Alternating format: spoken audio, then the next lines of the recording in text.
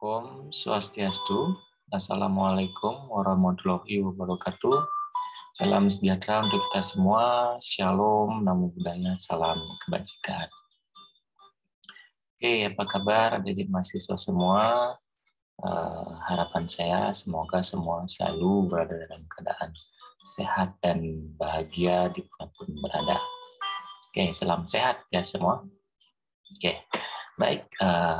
Pada kesempatan kali ini ya, kita bertemu lagi secara tatap maya di mata kuliah komunikasi dalam keperawatan 1 ya. Jadi pada pertemuan hari ini kita akan membahas topik tentang komunikasi efektif ya, sesuai dengan apa yang sudah dijadwalkan dalam rencana pembelajaran semester ataupun RPP ya atau RPS ya. Oke, baik ya, sesuai dengan CPL yang dibebankan pada mahkota kuliah ini ya, yaitu CPL satunya adalah bertakwa kepada Tuhan Yang Maha Esa. Jadi sebelum mulai kita membahas topik tentang komunikasi efektif, mari kita berdoa dulu menurut agama dan kepercayaan masing-masing agar apa yang kita bahas atau kita pelajari bisa bermanfaat untuk kita semua ya pada pertemuan kali ini. Baik, sesuai dengan agama dan kepercayaan masing-masing, silakan berdoa mulai. Oke, berdoa selesai. Oke, baik. Adik-adik mahasiswa semua yang saya banggakan, pada pertemuan hari ini kita akan membahas tentang topik komunikasi efektif ya.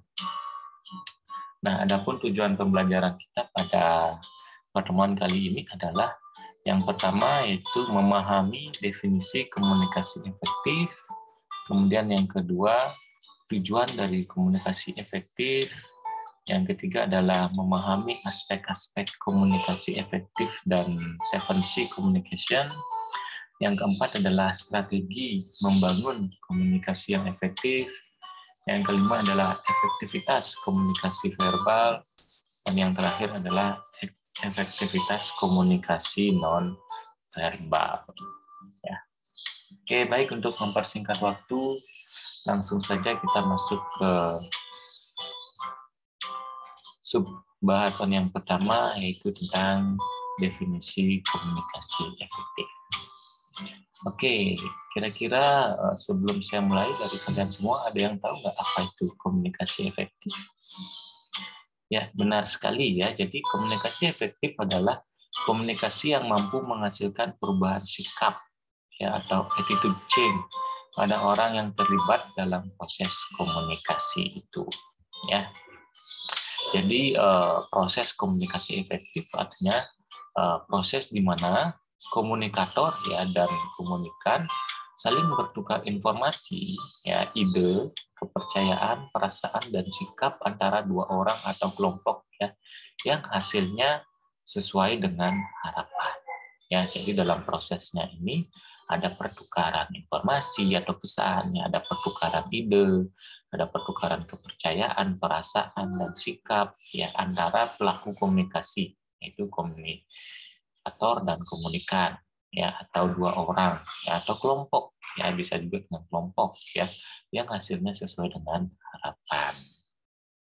Jadi sederhananya ya, jadi komunikasi efektif itu adalah proses komunikasi di mana komunikan mengerti apa yang disampaikan dan melakukan apa yang komunikator inginkan. Ya, jadi sekali lagi saya ulang, sederhananya adalah komunikasi efektif itu adalah proses komunikasi di mana komunikan mengerti apa yang disampaikan dan mau melakukan apa yang komunikator inginkan. Ya, di sini ada attitude change ya yang terjadi ya, atau perubahan sikap. Contoh misalnya saat seorang guru mengarahkan murid-muridnya yang sedang ribut ya, memberikan komunikasi yang efektif, dan murid-murid yang diberikan komunikasi mampu menerima dengan baik dan akhirnya tidak ribut lagi dan mau diam semua. Ya, artinya komunikasinya sudah berhasil. Paham ya sampai di sini? Oke, sekarang kita lanjut ke, nah ini adalah alurnya ya dari komunikasi efektif. Ya, di sini ada seorang komunikator, ya. Kemudian ini adalah komunikan, ya.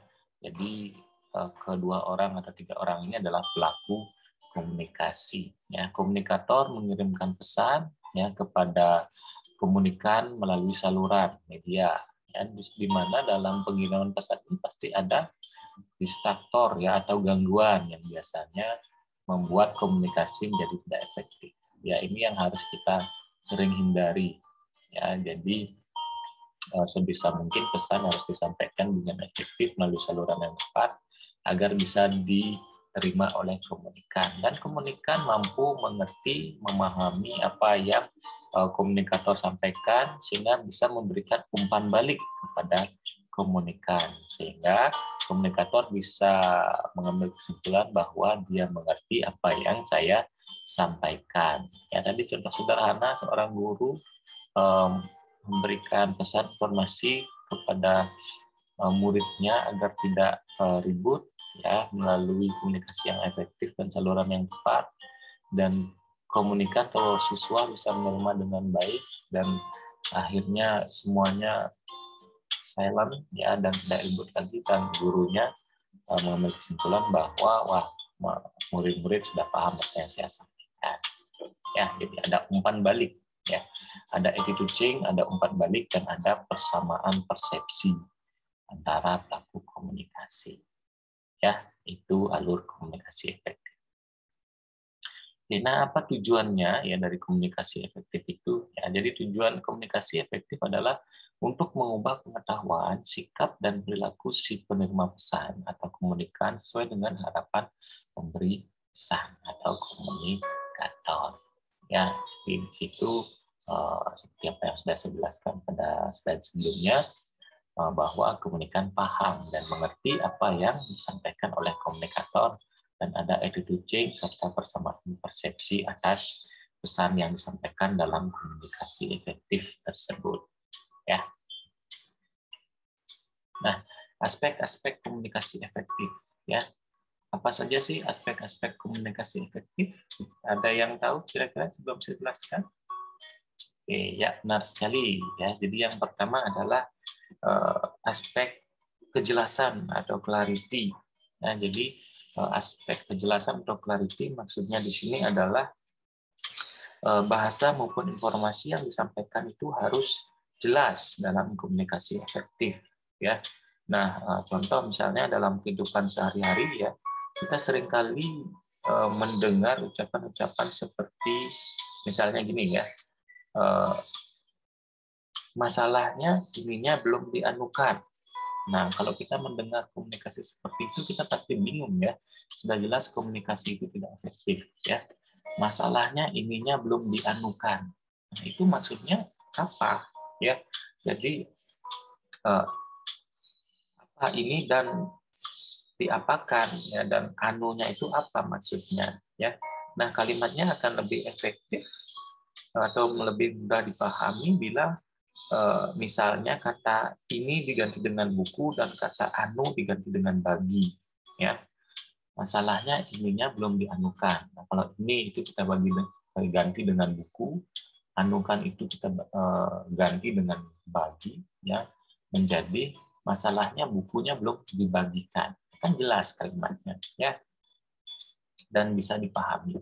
Masalahnya bukunya belum dibagikan, jadi saya tidak bisa membuat tugas. Ketimbang kalimat yang sebelumnya, masalahnya ininya belum dianukan, jadi saya nggak buat tugas. Nah, ininya belum dianukan itu kan masih tidak efektif, ya, belum jelas.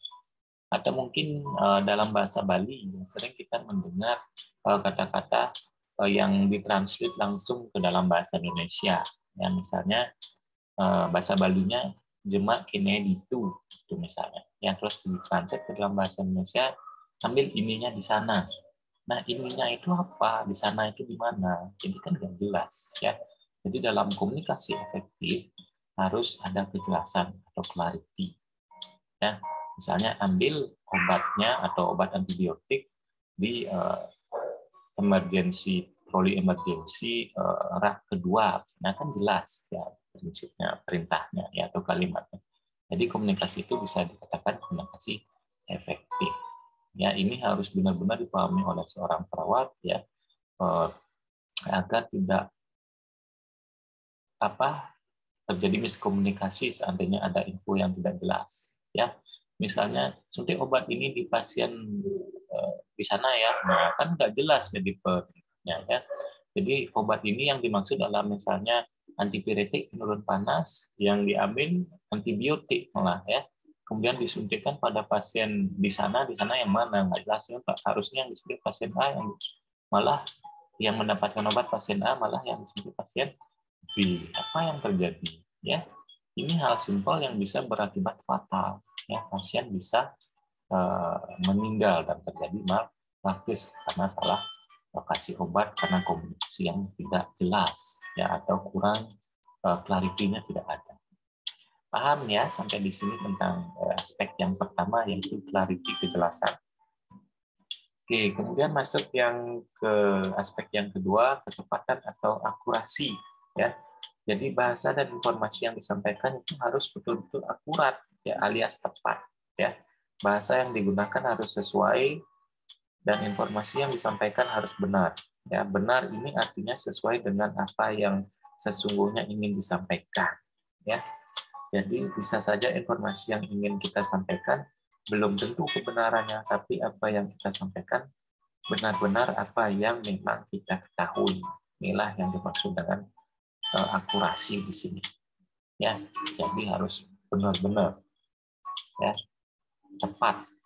Ya, jangan kita sekarang kebiasaan dapat info sedikit di WhatsApp grup langsung main share saja ya. Jadi harus dicek dulu, diklarifikasi dulu bahwa informasi yang kita dapatkan adalah benar ya, tepat dan memiliki akurasi yang sesuai dengan kebenaran. Ya. Oke, kemudian aspek yang ketiga adalah konteks ya. Jadi bahasa dan informasi yang disampaikan harus sesuai dengan keadaan dan lingkungan di mana komunikasi itu terjadi. Ya, harus sesuai dengan konteksnya, ya. Jadi bisa saja kita menggunakan bahasa dan informasi yang jelas dan tepat, tetapi karena konteksnya yang tidak tepat, reaksi yang kita peroleh tidak sesuai dengan yang diharapkan. Ya, contoh analogi misalnya, saat kita masuk ke kandang kucing, ya, di situ kita menggonggong, ya, berarti kan konteksnya pada reaksi yang kita alami akan yang kita dapatkan akan berbeda. Ya, padahal maksud kita hanya menyapa, ya mungkin menyapanya dengan menggonggong yang pasti responnya pasti akan jelek. Ya, kucingnya akan kabur semua, lari dan mungkin akan marah-marah, ya. Seperti itu, ya. Nah, contoh lain misalnya sepulang kerja ya seorang suami misalnya berkata kepada istrinya, "Dindaku, tolong ke Kanda berikan segelas air nan jernih. Kanda haus sekali." Misalnya seperti itu. Pulang kerja seorang suami berkata pada istrinya misalnya, "Dindaku, tolong Kanda berikan segelas air nan jernih. Kanda haus sekali." Dari segi kejelasan dan keakuratan bahasa dan informasi tidak ada masalah ya, tapi dari konteksnya tidak tepat sehingga mungkin sang istri tidak segera mengambilkan air melainkan bertanya tentang keadaan suaminya ya. "Kamu sehat?" Nah, seperti itu ya. "Kamu sehat, Bi? Kamu sehat, Mas?" Nah, mungkin dikira suaminya lagi stres ya sehingga tiba-tiba datang pulang kerja mengucapkan kata-kata yang puitis untuk minta air minum. Yang biasanya kan biasa disebutkan teh. Ya, oke. Itu terkait dengan konteks. Jadi konteksnya harus tepat. Kemudian aspek yang keempat adalah alur atau flow. Ya, jadi keruntutan alur bahasa dan informasi akan sangat berarti dalam menjalin komunikasi yang efektif. Ya, sewaktu kita meminjam uang misalnya pada sahabat atau teman kita, ya kita cenderung akan mengemukakan kesulitan-kesulitan kita terlebih dahulu sebelum kita menyampaikan maksud kita untuk meminjam uang. Ya, mungkin begitu juga pada saat kita pertama kali menyampaikan perasaan jatuh cinta pada seseorang. Dan jadi ya, alurnya harus jelas. Ya. Kalau bahasa sekarang mungkin modus ya dibilangnya.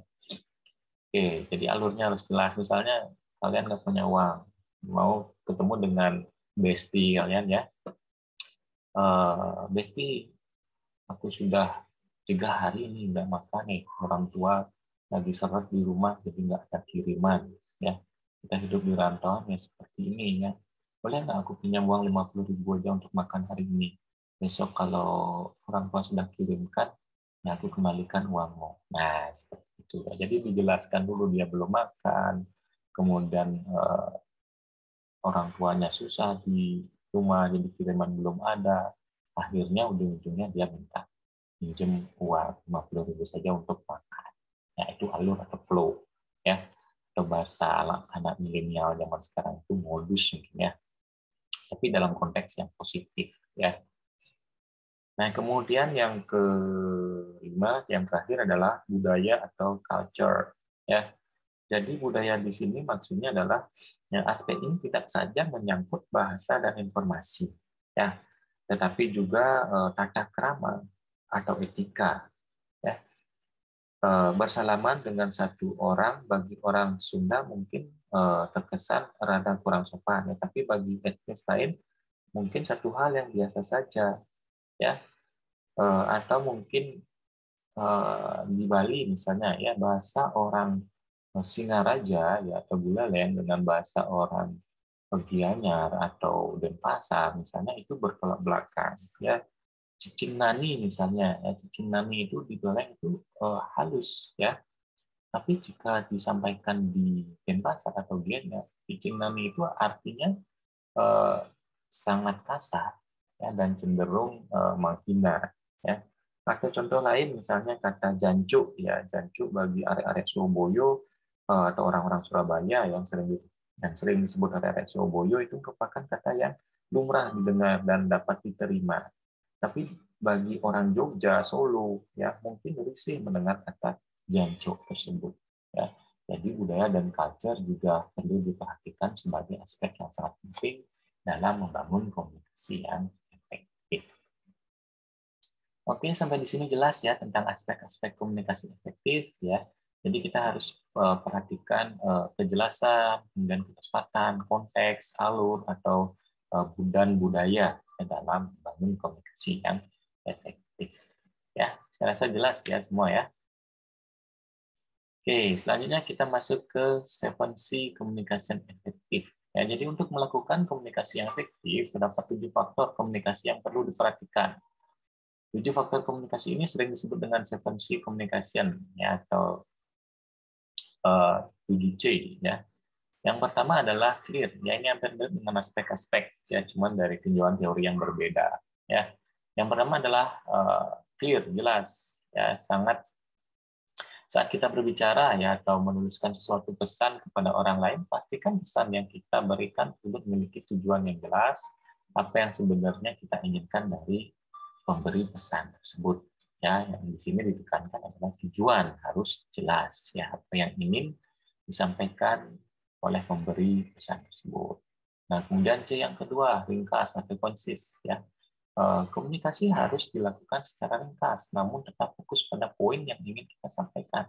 Ya, penyampaian pesan dengan kalimat yang berlebihan, bertele-tele, ya akan membingungkan pendengar ataupun pembaca terhadap maksud dari pesan yang kita sampaikan. Ya, jadi poinnya adalah to the point, ya, ringkas dan jelas.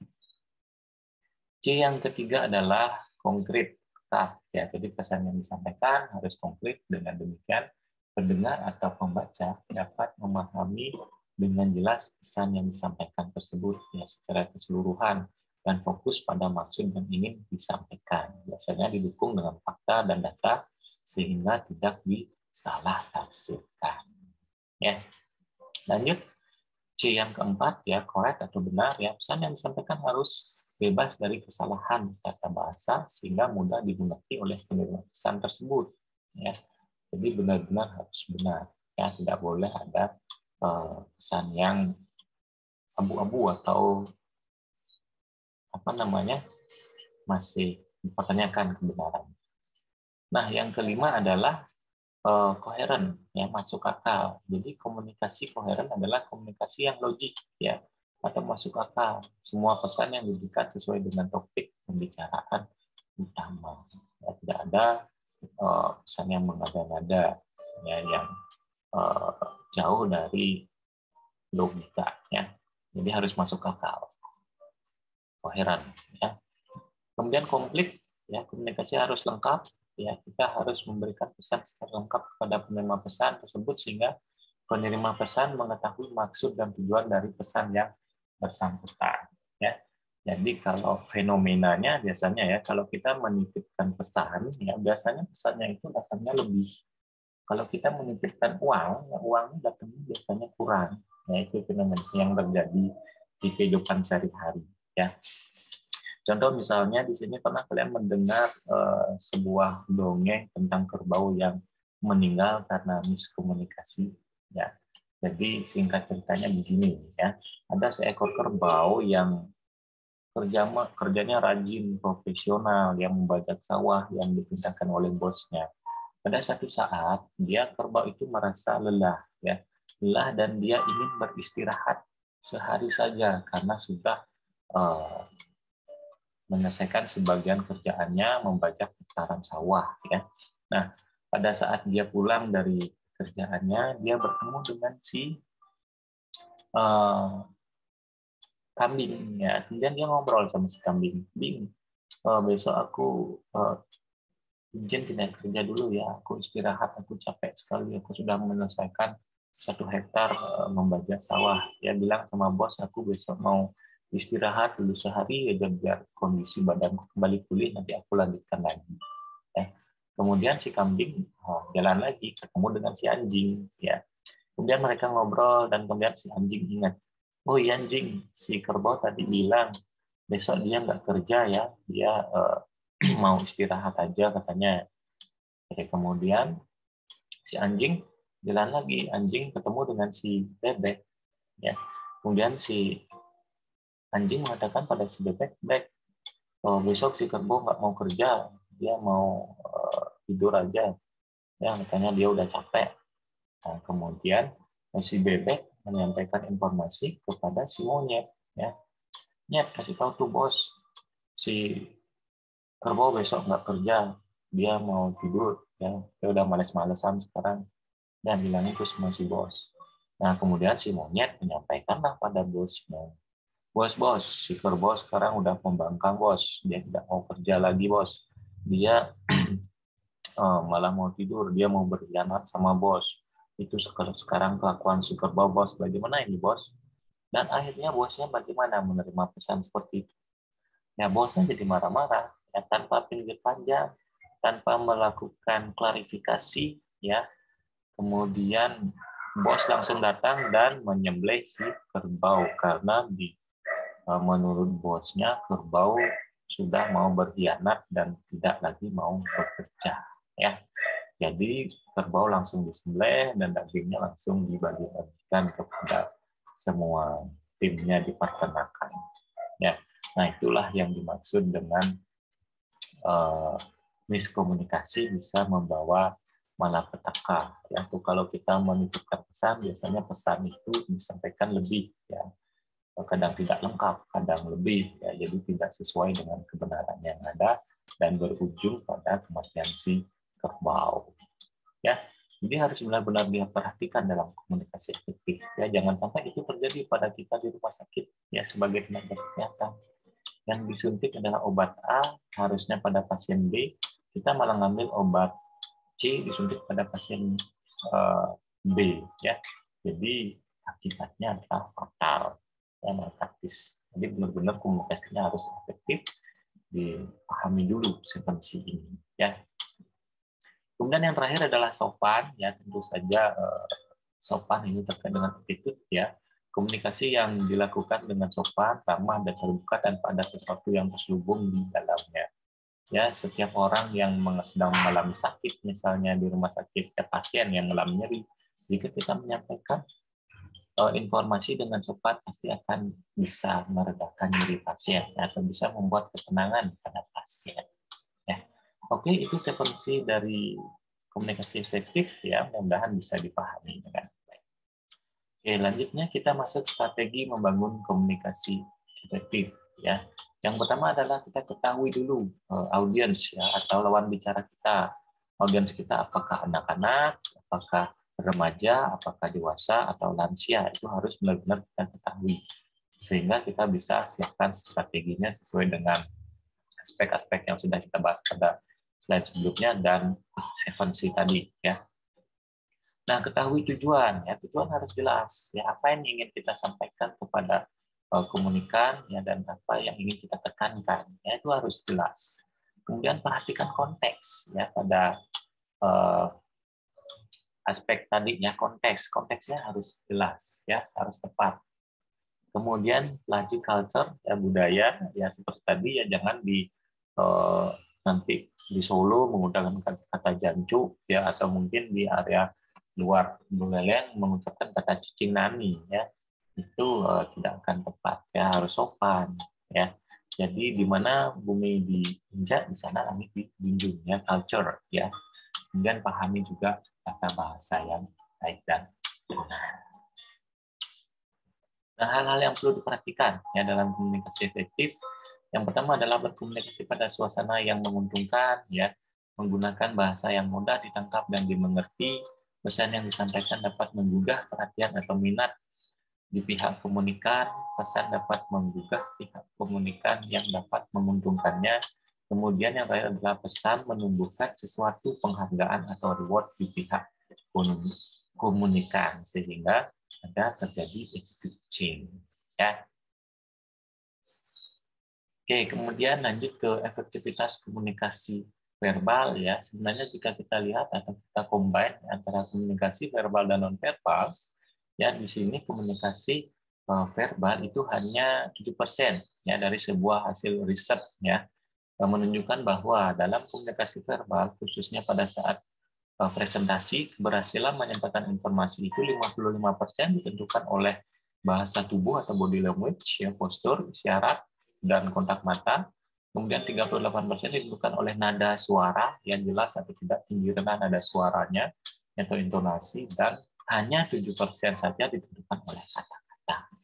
Ya, jadi efektivitas dari verbal itu hanya 7% saja, ya, menurut McFadden dan Ferris, ya.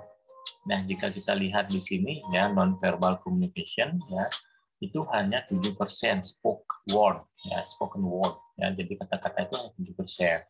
50% itu dari non-verbal dan 38% itu dari tones of voice, yang ada suara dan kejelasan intonasinya, ya.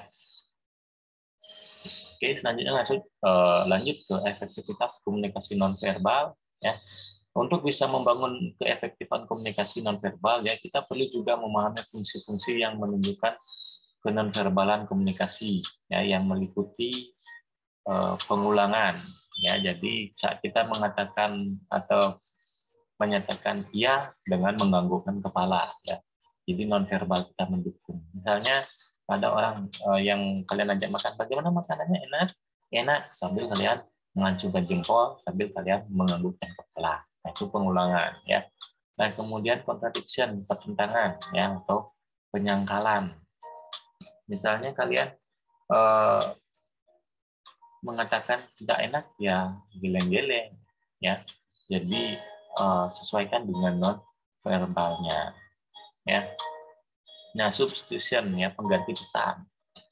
Misalnya ada yang pada saat tadi yang ditanyakan makanannya enak atau tidak, karena mulut kalian masih ada nasi, masih ada makanan, jadi kalian nggak bisa membalas dengan verbal enak, ya. Kalian bisa balas dengan non verbal, ya, misalnya dengan mengacungkan jari jempol, ya, mengacungkan ibu jari kalau makanannya enak. Kalau makanannya tidak enak, ya bisa mengacungkan ibu jari dengan posisi terbalik, ya. Oke, melengkapi pesan verbal, ya, di sini juga, ya. Jadi seandainya kalian mengatakan tidak mau, ya, pesan verbalnya bisa melengkapi dengan mungkin dengan alisnya ditekuk, ya, tidak mau, nah, alisnya ditekuk dan mungkin agak mundur ke belakang. Nah, itu melengkapi komunikasi verbalnya. Jadi non verbalnya di sini mendukung dan melengkapi verbal yang diucapkan. Nah, terkait dengan accepting, penekanan juga, ya.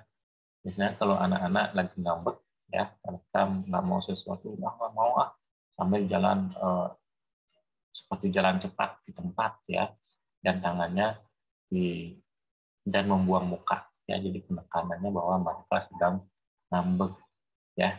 Jadi efektivitasnya lebih perlu diperhatikan dalam membantu atau melengkapi komunikasi verbal yang dilakukan.